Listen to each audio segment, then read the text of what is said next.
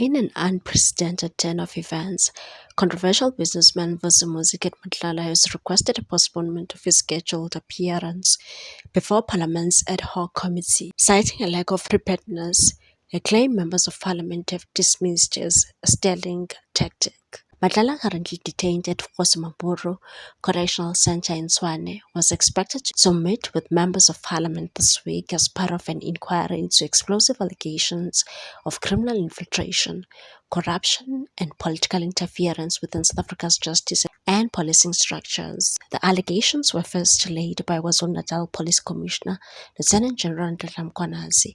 On Tuesday, Matlala's legal representatives informed the committee that their client was not prepared to give evidence, a move that immediately drew criticism from members of parliament. Action SA Member of Parliament Dirilyn James publicly rejected the explanation on her X account, calling it a textbook Stalingrad tactic to frustrate our work. And said whether Matlala likes it or not, he has had ample time to prepare. No WhatsApp threat from Matlala's lawyers demanding a 3 p.m. response by Parliament to their demands will deter us from doing our job. The committee is expected to hear testimony from 3 key witnesses on Gauteng this week, with all the proceedings taking place inside Fosimamburo. The unusual decision to host parliamentary hearings within a maximum security prison was made to ensure safety and prevent interference, given the politically sensitive nature of the inquiry. Correctional Services National Spokesperson Singabako Nxumalo said extensive planning had gone into accommodating parliament inside the facility, and said we are very meticulous. Even with this sitting of the ad hoc committee, we have gone to great lengths to ensure we give Parliament the best sitting, very comfortable, and they may even want to extend their time here. Nxumalo confirmed that space for public attendance will be limited and emphasized that Matlala's safety was guaranteed. Speaking on News from Africa, he said he's securely held. Whenever he's due to appear, he will be moved directly from his cell to the venue through a route that cannot be disclosed. What happens during breaks and what he gets to consume in the hall, those details cannot be made public. The committee had previously been briefed by Rutsani Mpilo, Section Manager for Information and Security Risk Management, who indicated that the prison's infrastructure was well suited for the hearings, and that from security point of view, they have adequate facilities to host the sessions. Matlala's name has surfaced in multiple high-profile criminal investigations. He is alleged to be linked to the fraudulent transactions in the infamous Tembisa Hospital, more than 2 billion rand procurement scandal. He was arrested in April for his alleged role in the 2023 attempted murder of his former girlfriend, actress Tebogo Tobijane, and has been denied bail.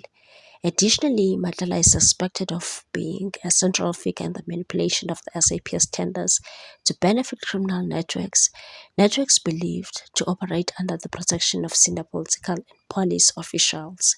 Despite his reluctance to testify, the committee maintains that Matlala will eventually take the stand before the end of the week.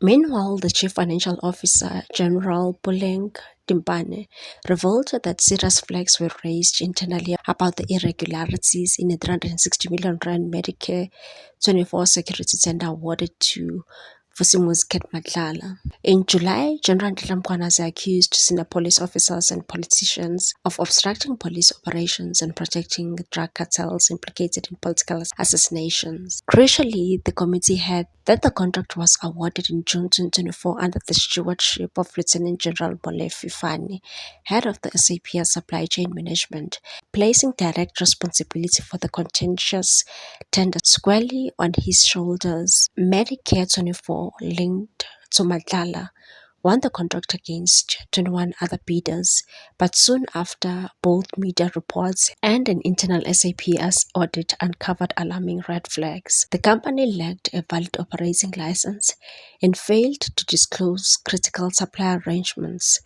These revelations called into question the integrity of the tender evaluation and awarding process managed by Lieutenant General Fani. General Dumpani testified that she became aware of the tender's irregularities only upon returning from leave in January 2025, When internal auditors, prompted by external media scrutiny, alerted her, and said, "Upon my return, I was briefed by internal auditors who were conducting the investigations triggered by media reports." While SAPS policy places operational management of the bid Adjudication Committee (PAC) under Lieutenant General Fani, he has publicly defended the tender's legitimacy.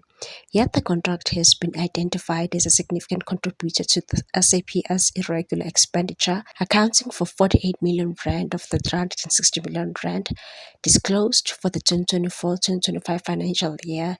Payments were immediately halted following the discovery of the irregularities. General Dempane raised concerns about the persistent culture of weak consequence management in SAPS, warning that without tangible disciplinary action for procurement breaches, including deliberate fraud, such irregularities will continue unchecked, and said this is a major concern. Unless SAPS applies real consequences for breaches, including deliberate procurement fraud, irregular expenditure will persist. The scandal has dealt a heavy blow to SAPS credibility, prompting demands for forensic audit to identify those responsible and facilitate the recovery of misappropriated funds. The audit process is reportedly complete, with the department awaiting its findings to guide further action.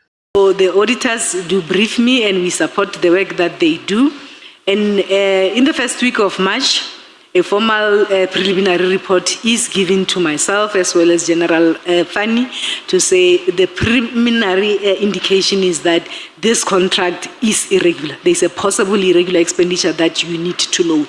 Now we do have... Can I ask, you say that this is in March? This is in the first week of March. You are given a report saying there is concern in relation to this contract, and there's a possibility of declaring irregular expenditure in relation to this health risk services contract. Yes. You say that they briefed you and General Fani. Did they brief General Fani with you because he is head of the supply chain, or how does he become part of the conversation?